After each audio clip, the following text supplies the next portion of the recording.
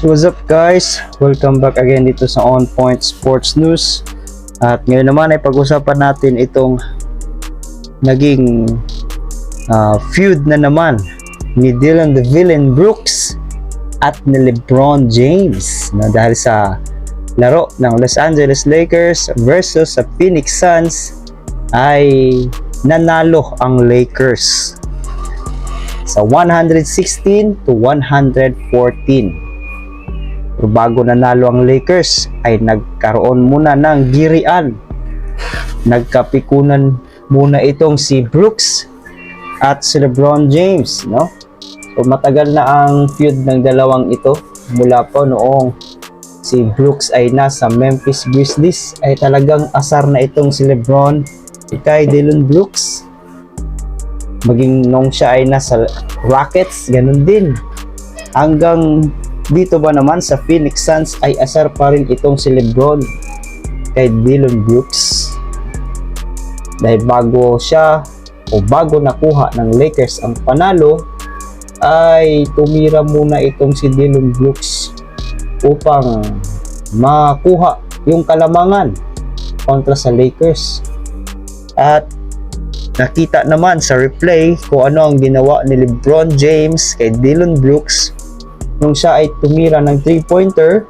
Parang meron siyang ginawang foul, parang sinuntok niya sa dibdib itong si Dillon Brooks, pero hindi tinawagan ng foul. Kaya nainis itong si Brooks, at nang pagbangon ni Brooks ay parang binangga niya si LeBron James.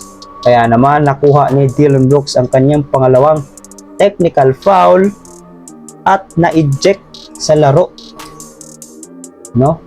Seconds na lang ang natitira sa laban ng Lakers at Suns.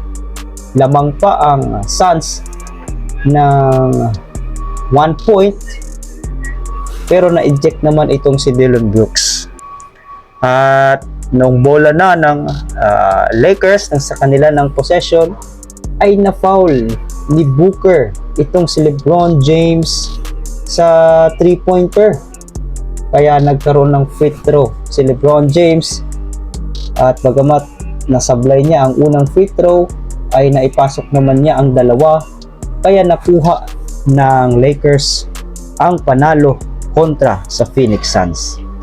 Noong in-interview naman itong si Dillon Brooks tungkol sa naging girian nila ni LeBron James, ay may sinabi itong si Dillon Brooks kontra kay LeBron James.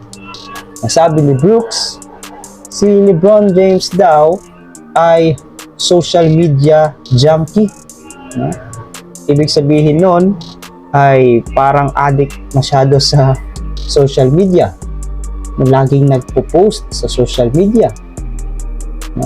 Sabi pa niya, he'll be all over the socials. Kaya sigurado makikita daw ni LeBron James ang pinagsasabi ni Brooks sa mga sandaling yon. At ayon pa kay Dillon Brooks, tila itong si LeBron James daw ay attention seeker. Yan naman ang mapapansin natin kay LeBron James, na itong si LeBron ay parang attention seeker. Kaya siya laging nagpo-post sa social media para makakuha ng atensyon. Kaya siguro yun nasabi ni Dillon Brooks. Ano mapapansin natin dito kay Brooks patungkol kay LeBron James? Tila hindi nire-respeto o hindi natatakot itong si Brooks kay LeBron James. Sa kabila ng naging achievements ni LeBron James sa kanyang NBA career, ay parang walang pakialam si Brooks. At hindi lang naman si Brooks, maging ang iba pang mga player ay parang hindi nire-respeto si LeBron James.